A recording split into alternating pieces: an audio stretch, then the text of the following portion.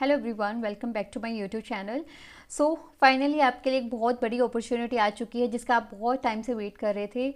आप में से बहुत सारे लोग हैं जिनका टारगेट है, जिनका मोटिव है एसबीआई पीओ बनना, कि कहीं ना कहीं किसी एसबीआई के ब्रांच में बैठ के ऑफिसर की तरह काम करना है। तो इस टाइम पर आपके पास में दो बहुत बड़ी अपॉर्चुनिटी हैं। One is your SBI PO and another is your IBPS PO. तो अगर आप बैंक में ऑफिसर की तरह काम करने चाहते हैं तो आप इन दोनों एग्जामिनेशन की तैयारी कर सकते हैं, जिनका सिलेबस जो है वो ऑलमोस्ट सेम है। तो आज के सेशन में हम डिस्कस करने वाले हैं कि आप कैसे एसबीआई पीओ बन सकते हैं इन आने वाले 6 मंथ्स में। आपका जो एग्ज़ामिनेशन है ये शुरू हो जाएगा दिसंबर से और मार्च तक जो है आपका फाइनल रिज़ल्ट आ जाएगा। तो ये आने वाले 6 मंथ्स जो हैं वो आपकी लाइफ में बहुत क्रूशियल रोल प्ले करने वाले हैं। Discuss about the examination pattern, syllabus, what will be the right strategy for you to crack this examination, what is the right study material, and आपको अपना जो रूटीन है डेली बेसिस पर अपना जो रूटीन है वो कैसा रखना है। ठीक है, so all those things will be discussed in this session. अगर आप चाहते हो हाईएस्ट सैलरी लेना तो एक बैंक पीओ की हाईएस्ट सैलरी जो है एक बैंक पीओ को एसबीआई में मिलती है। ठीक है, तो एसबीआई पीओ की सैलरी क्या होती है, हाईएस्ट होती है। तो आप एक बात मानकर चलो, अगर कोई पर्सन आपको 70 to 80,000 मंथली पे कर रहा है तो वहाँ पर उस लेवल पर जाने के लिए आपको कितनी मेहनत करनी पड़ेगी, बहुत ज़्यादा मेहनत करनी पड़ेगी। एग्जामिनेशन का पैटर्न जो है उसी लेवल के अकॉर्डिंग होगा, जो एसबीआई पीओ का ओरा होता है उसी के अकॉर्डिंग आपके एग्जामिनेशन का लेवल भी होता है। सो एग्जामिनेशन में कुछ चेंजेस भी किए हैं एसबीआई ने।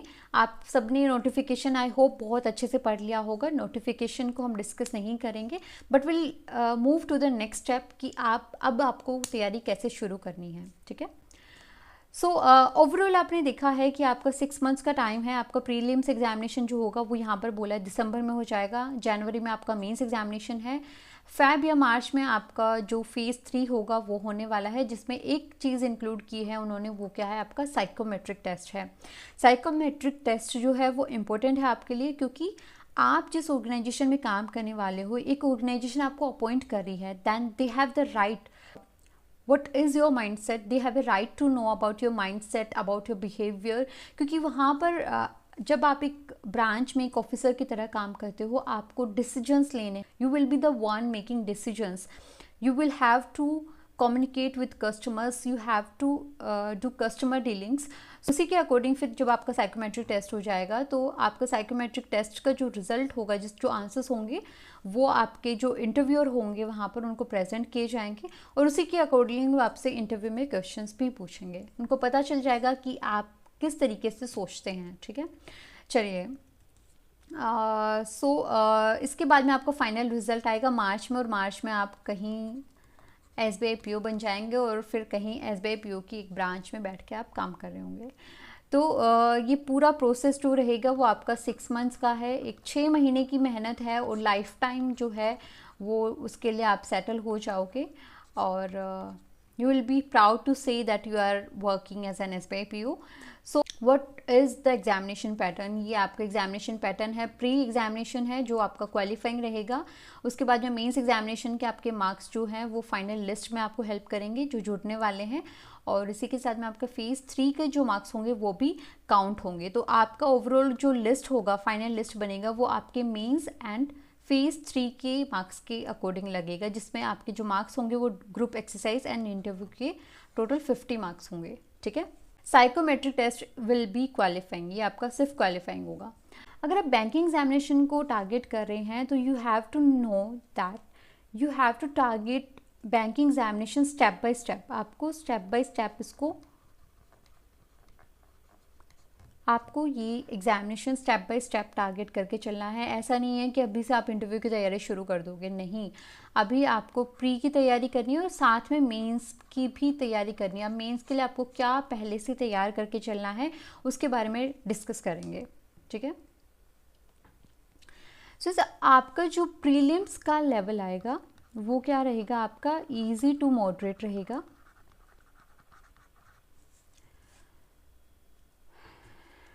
एंड वही आपका जो मेंस का कहूँगी मैं, अगर लेवल जो रहेगा वो मॉडरेट टू डिफ़िकल्ट नहीं बोल सकते, मॉडरेट टू लेंदी देखने को मिलता है। क्वेश्चंस इतना डिफ़िकल्ट नहीं होते हैं, थोड़े से लेंदी आपके लिए बना दिए जाते हैं ताकि आप उसमें फंस जाओ, ठीक है। मोस्टली ये होता है आपके इंग्लिश सेक्शन के लिए।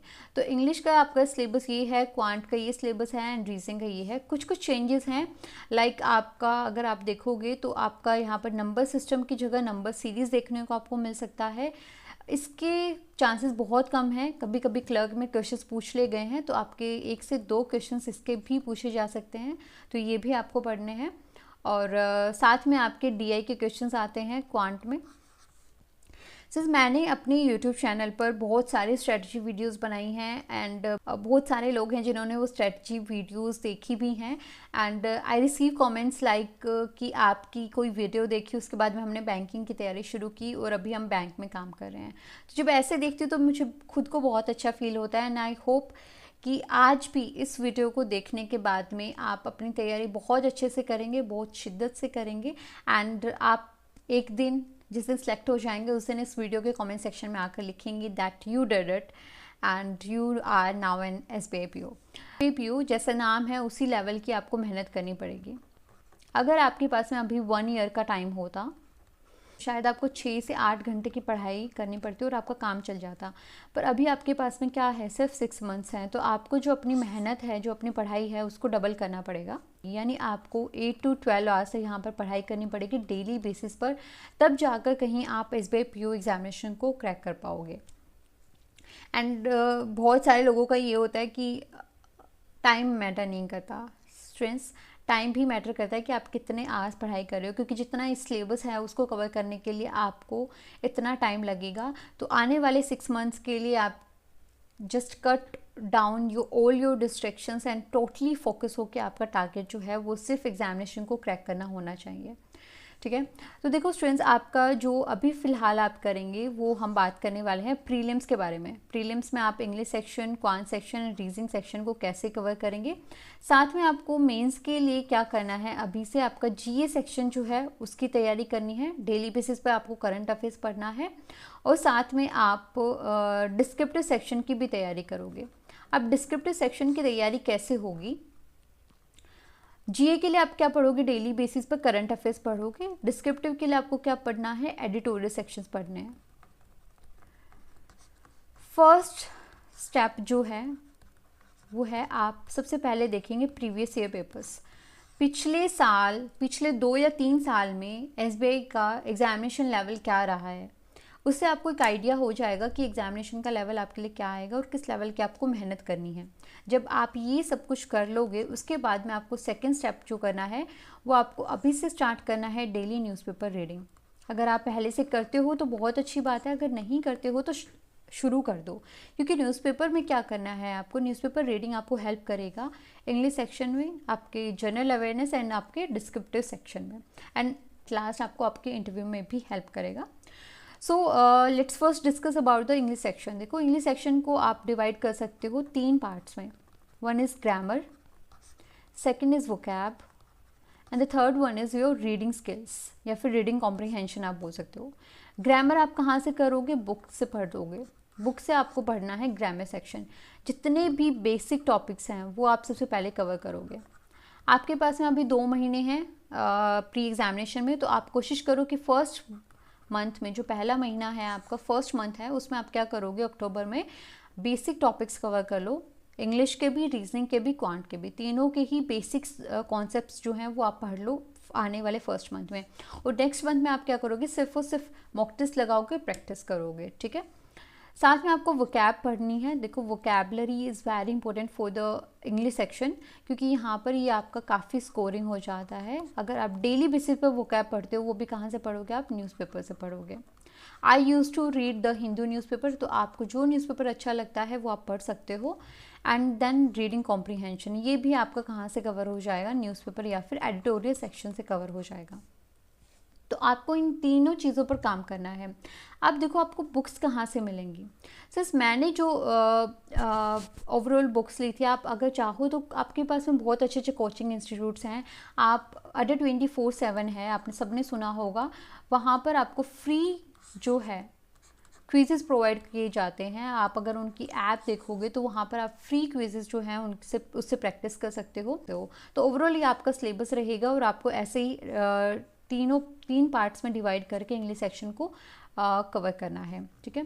उसके बाद में जब आपकी तैयारी पूरी हो जाएगी स्टूडेंट्स, जब आपको लगे कि आपके बेसिक कॉन्सेप्ट्स क्लियर हैं, तो आप क्या करेंगे, अपना क्वेश्चंस का प्रैक्टिस करना शुरू करेंगे through practice sets, mock test and quizzes. अगर आपको फ्री क्विजेस चाहिए तो आप अड्डा 24/7 ऐप है, वहाँ पर जाकर फ्री क्विजेस जो है अटैम्प्ट कर सकते हो। Next one will be your SBI PO quant section, quant strategies. देखो क्वांट सेक्शन क्या है, it's all about your concepts and your speed of calculation. आप कितनी स्पीड से कैलकुलेशन कर पाते हो, क्या आप without pen and paper calculations कर सकते हो? क्योंकि देखो आपके पास में प्री में बहुत कम टाइम होगा, तो आपको कोशिश करना है कि आप जो कैलकुलेशन है वो कैसे करो, अपने माइंड में करो। आपको पेन पेपर उठा के कैलकुलेशन करने की ज़रूरत ही ना पड़े। You have to do the calculation in your mind. और ये कब से स्टार्ट होता है, जब से आप प्रैक्टिस करना शुरू करते हो, जब से आप तैयारी करना शुरू करते हो। तो अभी आप मैं मानती हूँ अगर आप एक बिगनर हैं तो अभी से अपनी ये हैबिट बना लो कि आप क्वांट का कोई क्वेश्चन अटैम्प्ट करोगे तो आप कोशिश करोगे कि आप कैलकुलेशन कैसे करो, अपने माइंड में करो, ठीक है। तो ओवरऑल आपका जो प्री एग्जामिनेशन होगा, आपको 10 to 15 क्वेश्चन जो है सिंप्लीफिकेशन के देखने को मिलेंगे, जो सिर्फ और सिर्फ आपके कैलकुलेशन बेस्ड होंगे। उसके बाद में आपको नंबर सिस्टम या नंबर सीरीज़ के 5 क्वेश्चन देखने को मिल सकते हैं। क्वाड्रेटिक इक्वेशंस, XY वाले क्वेश्चन जिसमें x की वैल्यू फाइंड करनी होती है, y की वैल्यू फाइंड करनी होती है, इसमें आपको 5 क्वेश्चन देखने को मिलेंगे। साथ में आपके DI के 5 to 10 क्वेश्चन देखने को मिल सकते हैं और बाकी जो है आपके मिसलेनियस क्वेश्चंस आते हैं, ठीक है। सो ये एक्सपेक्टेड रहता है आपका एग्जामिनेशन पैटर्न, लेकिन इसमें से हो सकता है कि किसी में आपके पास में 5 क्वाड्रेटिक इक्वेशन के क्वेश्चंस आ जाए, 5 नंबर सीरीज़ ना आए, ठीक है। तो ये जो होता है ऑल्टरनेट आपसे पूछ लिया जाता है, लेकिन आपको पढ़ना सब कुछ एग्जामिनेशन के लिए। सो सबसे पहले आप जो अरिथमेटिक के बेसिक कॉन्सेप्ट्स हैं उनको सीखिए, उसके बाद में आप अपनी कैलकुलेशंस पे काम करिए। यूट्यूब पे ढेर सारी वीडियोस हैं जिनसे आप शॉर्ट ट्रिक सीख सकते हैं, ठीक है। एंड अगेन जब आपका ये सब कुछ हो जाता है तो आपको डेली बेसिस पर क्विजेस से प्रैक्टिस करना है एंड आपको मॉक टेस्ट से प्रैक्टिस करना है, right students. And the same will be for the reasoning section. देखो आई होप आपने अगर ग्रेजुएशन किया है तो आपने रीजनिंग कभी सुना नहीं होगा, या फिर सुना होगा तो कभी पढ़ा नहीं होगा। तो यहाँ पर आपको रीजनिंग सेक्शन देखने को मिलता है जो आपके लिए बहुत ही स्कोरिंग रहता है। काफ़ी स्टूडेंट्स जो हैं वो रीजनिंग सेक्शन में फुल स्कोर करते हैं, ठीक है। And I was one of those जिसने बहुत बार रीजनिंग सेक्शन में फुल स्कोर किया है। तो यहाँ पर फुल स्कोर करना बहुत इजी है। सबसे मेन जो है आपको रीजनिंग सेक्शन में बैंकिंग के लिए पढ़ना होता है वो सीखना है क्या, सबसे अलग चीज़ जो है वो है आपका पजल सेक्शन। पजल सेक्शन आपका यहाँ पर हो गया है। उसके बाद जो मिसलेनियस के क्वेश्चंस आते हैं, पजल्स एंड सीटिंग अरेंजमेंट जो मेन है आपका सबसे हाई लेवल अगर कोई चीज़ है वो पजल्स एंड सीटिंग अरेंजमेंट्स है। उसके बाद में आपके जितने बाकी टॉपिक्स हैं वो बहुत ही इजी हैं, जिसे आपके 1 या 2 क्वेश्चंस पूछे जाते हैं, ठीक है। So the concept will be the same. देखो आपका सिलेबस चेंज हो जाता है, आपके टॉपिक्स चेंज हो जाता है, लेकिन जो तरीका है पढ़ाई करने का वो हर एक टॉपिक के लिए सेम है। रीजनिंग के लिए भी वही है जो आपका इंग्लिश एंड क्वांट के लिए था, कि आप सबसे पहले बेसिक कॉन्सेप्ट पढ़ो। पर मंथ सिर्फ और सिर्फ बेसिक कॉन्सेप्ट सीखने का है, आप ये मान सकते हो। अगर आपको पहले से आता है तो ये प्रैक्टिस के लिए है, एंड उसके बाद में नवंबर में आपको पूरा क्या करनी है, प्रैक्टिस ही करनी है।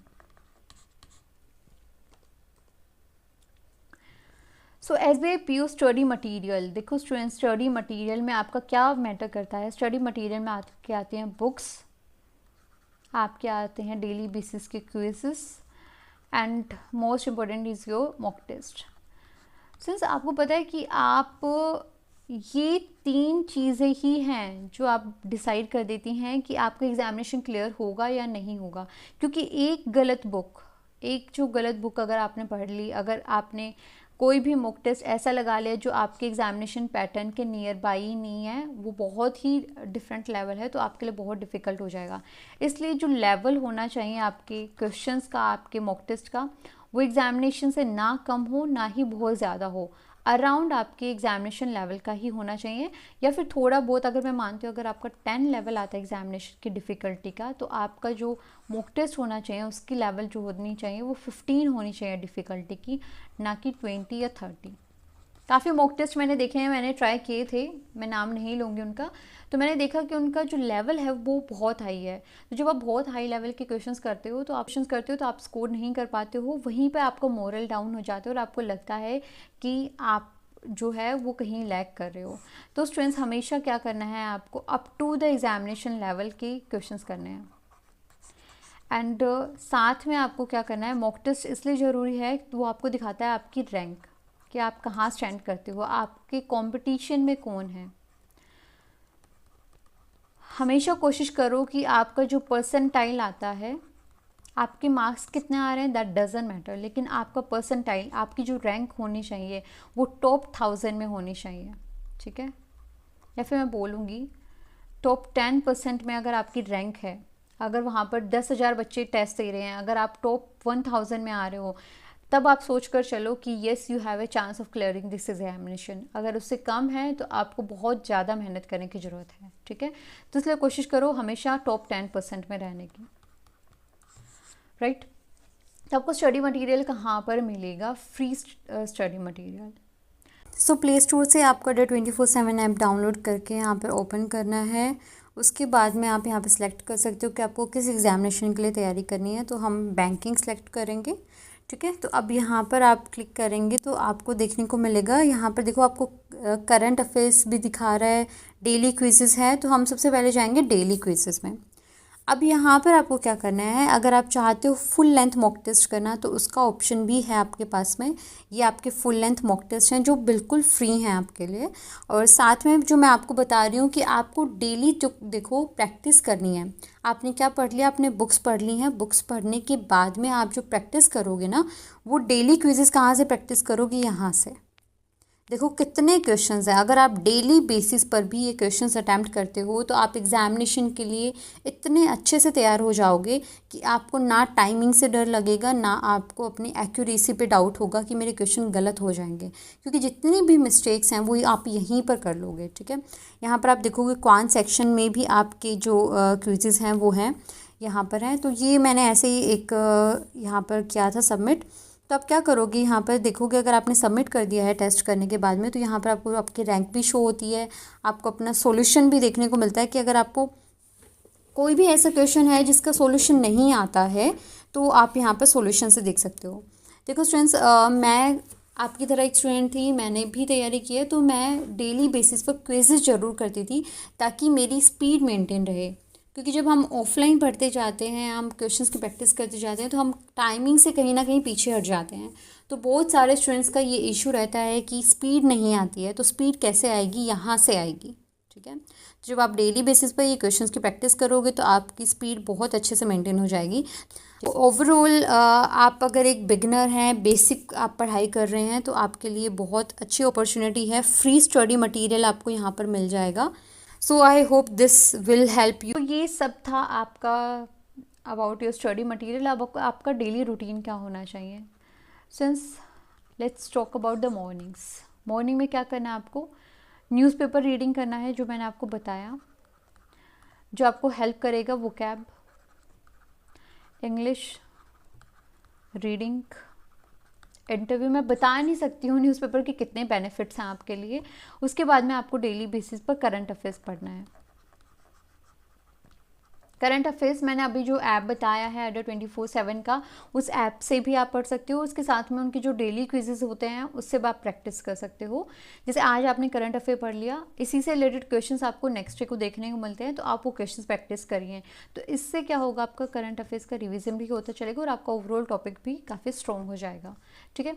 तो आपने मॉर्निंग में ये किया, उसके बाद में आप डे टाइम में क्या करोगे, अपने बेसिक कॉन्सेप्ट सीखोगे। टाइम डिवाइड कर लो कि मुझे आज जो है मुझे इंग्लिश का ये टॉपिक कवर करना है, आज मुझे रीजनिंग का ये टॉपिक कवर करना है, क्वांट का ये टॉपिक कवर करना ही है एट एनी कॉस्ट। तो ओवरऑल आप 3 आवर्स तो इन्वेस्ट कर सकते हो। अगर इनमें से लगता है कि आपका एक टॉपिक लाइक रीजनिंग बहुत अच्छा है तो रीजनिंग के लिए आप कम टाइम कर दो, उसको 1 आवर कर दो, हाफ आवर कर दो रीजनिंग के लिए। एंड बाकी अगर आपको लगता है कि इंग्लिश सेक्शन आपको बहुत वीक है तो आपको वहाँ पर 2 आवर्स देने हैं। अगेन अगर आपको लगता है कि मेरे क्वांट सेक्शन वीक है तो आप उसको एक्स्ट्रा टाइम दे सकते हो। तो ये आपके ऊपर है। तो आपको डे टाइम में क्या करना है, बेसिक कॉन्सेप्ट सीखे एंड इवनिंग में या फिर नाइट में आप क्या करोगे, मॉक टेस्ट करोगे, प्रैक्टिस सेट्स लगाओगे एंड क्विजेस करोगे। ठीक है, ये आपको डेली बेसिस पर करना है। अगर ये रूटीन अगर आपका रहता है तो definitely you will crack this examination. And overall अगर मैं सिलेबस देखूं तो आपका 8 to 12 आवर्स इस टाइम पर स्टडी टाइम होना चाहिए। ठीक है, 8 से 12 घंटे आपको पढ़ाई करनी है अगर आप इस एग्जामिनेशन को क्लियर करना चाहते हैं तो। And students, one final advice for you is, आप देखोगे ओवरऑल आपकी लाइफ में, आई थिंक आपकी लाइफ में इस टाइम पर, आई डोंट नो आपकी सिचुएशन क्या है, मे बी आप अपनी लाइफ में बहुत डिफ़िकल्ट टाइम से निकल रहे होगे, आपकी सिचुएशन क्या है ये आप जानते हो। लेकिन अगर आप इस सिचुएशन से निकलना चाहते हैं, देखो प्रॉब्लम सबकी लाइफ में है, कुछ ना कुछ इश्यूज़, कुछ ना कुछ प्रॉब्लम सबके पास में है।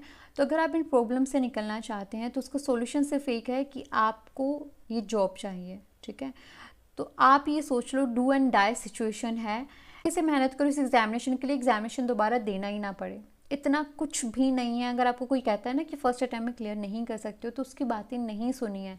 अगर आप अच्छे से प्लान करते हो स्टूडेंट्स, अगर आप अच्छे से डेली बेसिस पर इस तरीके से पूरे शिद्दत से मेहनत करते हो तो definitely you will crack this examination. तो क्या है कि स्ट्रेटजी देखने वाले बच्चों की तो कमी नहीं है, स्ट्रेटजी वीडियो बहुत सारी आती हैं, बहुत सारे स्टूडेंट्स देखते हैं, बट उसको इम्प्लीमेंट कितने करते हैं।